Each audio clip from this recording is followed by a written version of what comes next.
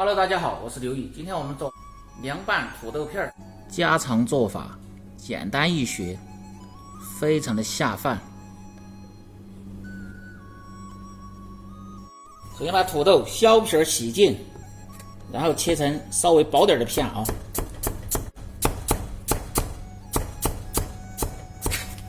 切好放在水中，把淀粉清洗干净，然后剁点蒜末。蒜末稍微剁细一点，剁成这样就可以了。再切点小米辣，如果不喜欢吃太辣的就不要放。再切点小葱花，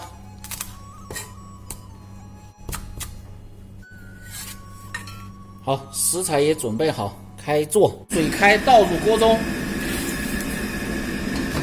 土豆片开锅煮2分钟，煮熟捞出。然后放入凉水中冲凉，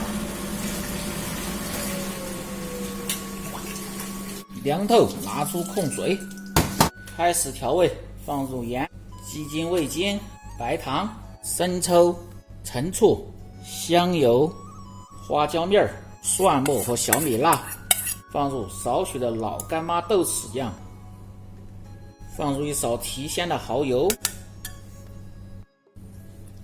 再放入一勺辣椒油，然后先把料汁搅拌均匀，下入控干水分的土豆片，然后用筷子搅拌均匀。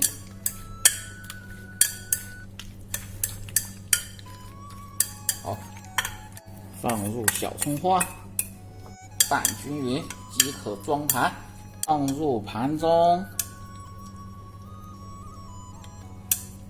这个汤汁可以稍微多点，这个土豆片蘸着吃更有味儿。在家里边可以试着做哦，味道很不错的。再撒入小葱花，凉拌土豆片就做好了。如果你每天不知道吃什么做什么的，就关注我，美食天天更新。好，今天的视频就到这儿了。如果你喜欢我的视频，就点赞、评论、转发。